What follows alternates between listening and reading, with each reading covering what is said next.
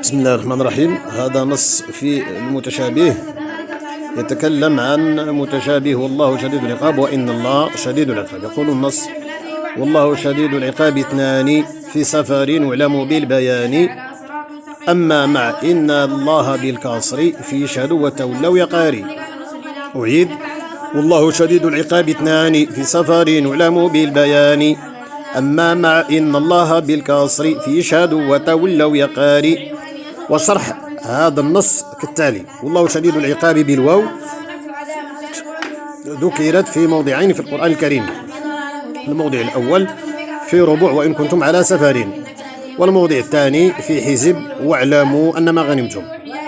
أما إن الله شديد العقاب بالكسر